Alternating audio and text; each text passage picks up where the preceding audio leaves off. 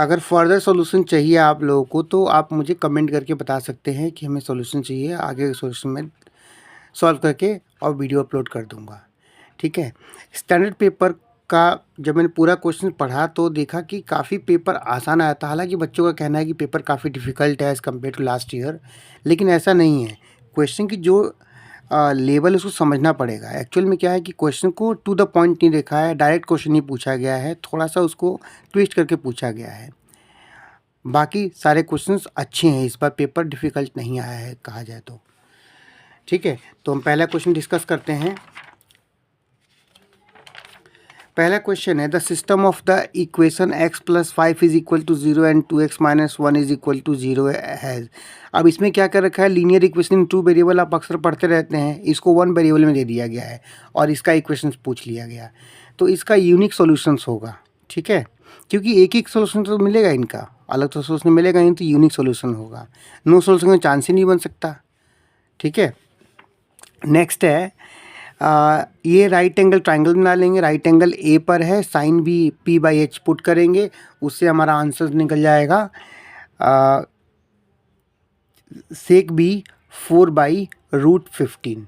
ठीक है, अगर हम रूट 0.4 की बात करें, मैंने बच्चों डिस्कस किया इस क्वेश्चन के बारे में, तो बच्चों ने या तो रेशनल नंबर पे टिक किया या फिर नेचुरल नंबर पे टिक किया, जो कि दोनों ऑप्शन गलत है।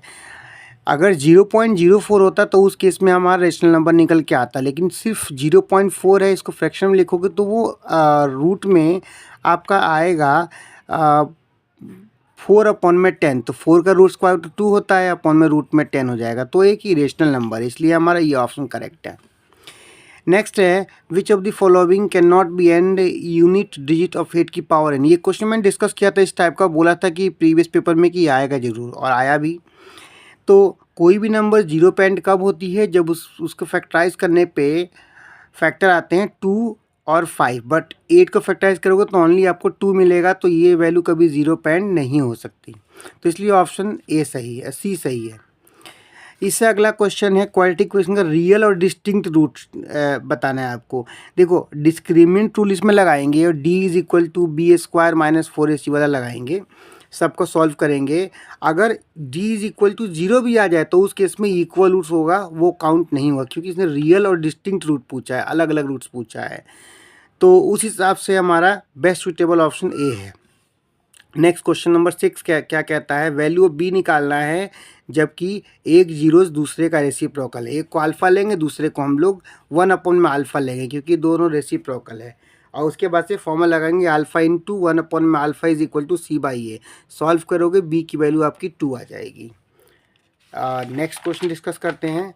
क्वेश्चन नंबर 7 देखिए, इसमें भी अच्छा लॉजिक लगाया उसने पूछा है distance of a, -b from x axis. हमसे x एक्सिस से पूछा है तो मतलब y वाला कोऑर्डिनेट हो सकता है, तो y वाला कोऑर्डिनेट तो -b है, और उस हिसाब से हमारा आंसर -b होना चाहिए, लेकिन हमारा -b ना होकर ऑप्शन सी करेक्ट है। क्यों ऑप्शन सी करेक्ट है, क्योंकि डिस्टेंस पूछा है और distance can not be negative, तो इसीलिए ऑप्शन नंबर सी करेक्ट है। नेक्स्ट क्वेश्चन नंबर 8 है, हमसे AQ और +CY की वैल्यू पूछी है, जो कि 3 सेंटीमीटर आएगी। देखिए साफ साफ लिखा है PQ is parallel to XY, मतलब BPT इसमें भी लग सकता है। उसके बाद से XY is parallel to BC, तो यानी कि इस बड़े ट्रायंगल में BPT लग सकता है। दोनों BPT लगा के सॉल्व करेंगे, हमारा आंसर 3 निकल के आ जाएगा। 9वां क्वेश्चन सिमिलरिटी बेस्ड है, 2 एंगल निकालेंगे एंगल सम प्रॉपर्टी का इस्तेमाल करके, और दोनों का सम हो जाएगा 150 डिग्री। क्वेश्चन नंबर 10 आसान है, एटलीस्ट 1 हेड पूछा है। अगर हम लोग कॉइन को टॉस करते हैं तो हमारा ऑप्शन क्या क्या आता है, HH, HT, फिर TH आता है, फिर TT आता है, ये ऑप्शन आते हैं। एटलीस्ट 1 हेड का मतलब हो गया कम से कम 1 हेड होना चाहिए, उससे ज़्यादा भी हो सकता है, ये भी पॉसिबिलिटी मान के चलो। तो ऐसे हमारे पास 3 ऑप्शन है जिसमें कम से कम हेड तो है ही, यहाँ पर है, यहाँ पर है और यहाँ पर है। ठीक है, उससे ज़्यादा भी हो सकता है, पॉसिबल रीजन हो सकते हैं, कोई दिक्कत नहीं है, बट कम से कम 1 हेड होना चाहिए। तो इस हिसाब से 1, 2, 3 3 ऑप्शन होगा आपका। ठीक है, क्वेश्चन नंबर 11 देखिए, हम AB की वैल्यू दिया हुआ है 3√2 सेंटीमीटर। क्योंकि ये स्क्वायर बन रहा है, यहाँ पे 90 का एंगल है, यहाँ भी 90 का एंगल है, यहाँ भी 90 का एंगल है, तो पक्का ये भी 90 का एंगल ही होगा, मतलब ये स्क्वायर बन गया। और स्क्वायर के ऑल साइड्स इक्वल होते हैं, तो अगर आप इसको ए अज्यूम करते हो तो ये भी तो ए ही होगा। तो a square plus a square यानी कि 2a स्क्वायर हो जाएगा, is equal to a b square, मतलब दिस 3√2, पाइथागोरस लगा रहे हैं इसमें, तो 3 का स्क्वायर 9 इंटू 2 सेंटीमीटर, 9 2 से 2 कट गया, ए इज इक्वल टू रूट में आपका क्या है 9 सेंटीमीटर, और 9 का रूट क्या होता है 3, ठीक है। तो लेंथ हमारी 3 सेंटीमीटर आएगी, उसने डायमीटर पूछा है तो इसका ट्वाइस होगा डायमीटर, सो 6 सेंटीमीटर होगा। अगला क्वेश्चन डिस्कस करते हैं।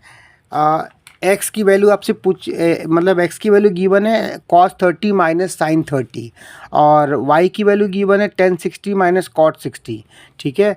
अगर हम इन दोनों को सॉल्व करेंगे तो पता चलेगा कि एक्स जो है वो लेस देन वाई निकल कर आएगा।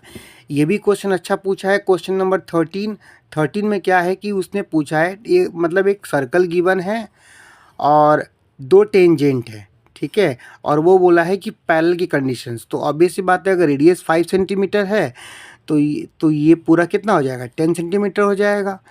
तो इस हिसाब से ऑप्शन नंबर क्यू सही है, distance between every pair of parallel tangent is 10 centimetre, क्योंकि पैरेलल लाइन के बीच में डिस्टेंस हमेशा इक्वल होती हैं।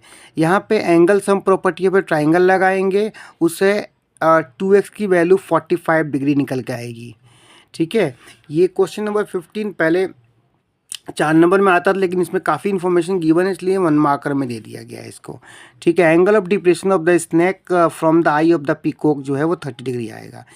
क्वेश्चन नंबर 16 बड़ा सिंपल है। इसमें एक कोन है जिसको हमने होलो आउट किया है सिलेंडर में से। अब रेशियो निकालना है किसका, volume of remaining board to the volume of the cone, जो कि 2:1 निकल कर आएगी।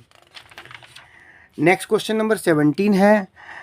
मोड दिया हुआ है 10 और sum of mean and median given है 25। हम इम्पेरिकल रिलेशनशिप लगाएंगे, 3 median is equal to mode plus 2 mean, solve करेंगे तो उससे हमारा मीन निकल के आएगा 13 और मीडियन निकल के आएगा 12। क्वेश्चन नंबर 18 बड़ा अच्छा क्वेश्चन है, बच्चे इसमें भी कंफ्यूज हुए थे। इसने पूछा है maximum number of student has obtained 52 marks out of 80। तो मैक्सिमम नंबर ऑफ स्टूडेंट पूछा है, तो इसका मतलब ये मैक्सिमम किस में आता है, मोड में, तो 52 is the mode of the data. Question number 19 assertion reason question है। इसने पूछा है कि 2 प्राइम नंबर है x और y, और x is less than y है। लेट अस सपोज x की वैल्यू हम लोग 5 ले लेते हैं और y की वैल्यू ले लेते हैं 7। इसका HCF बोला है उसने x है, मतलब 7 5 में कॉमन 1 आ रहा होगा, इसमें भी कॉमन 1 आ रहा होगा, तो HCF तो 1 आया, ठीक है।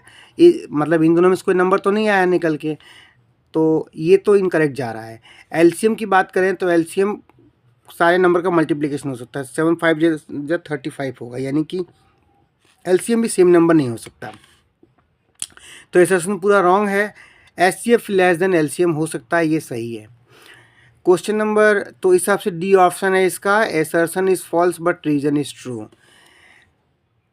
20 नंबर क्वेश्चंस में पूछा गया है event E1 getting number less than 3, मतलब जो E1 है वो एक इवेंट है जिसमें डाई को थ्रो करने पर लेस देन 3 नंबर आते हैं, मतलब 2 और 1 और 2 आ सकता है।